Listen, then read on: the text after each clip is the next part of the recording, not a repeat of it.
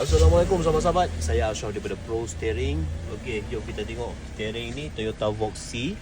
Nampak dia dah rosak teruk dah. Jadi kita akan cabut steering ni sekarang ni untuk kita buat cover yang baru untuk kereta ni.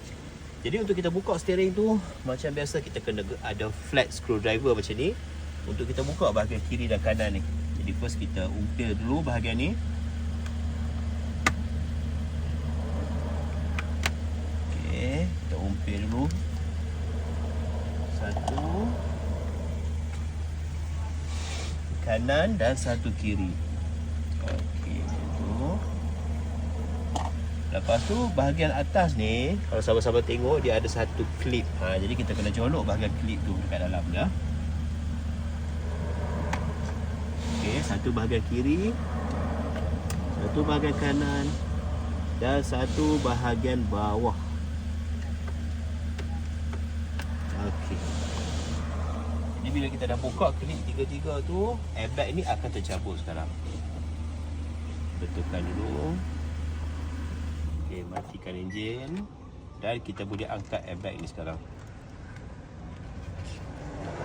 Okey, untuk airbag dia ada satu soket horn dengan satu soket airbag. Jadi kita buka dulu soket horn ni.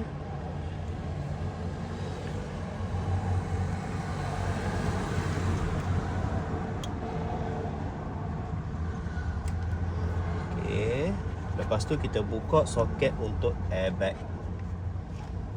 Kita kena umpil dekat bahagian ni.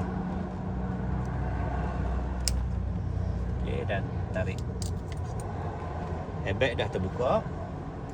Okey, seterusnya kita akan buka satu soket ataupun satu skru nut ni. Okey, yang ni saiz 19.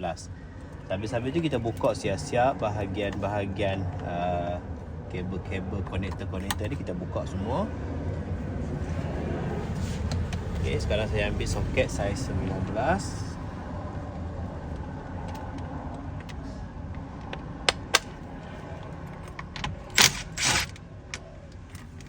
Okay, kita buka soket skru dia ni. Lepas tu jangan lupa kita tandakan sikit guna marker supaya kita tak tersilap pasang nanti.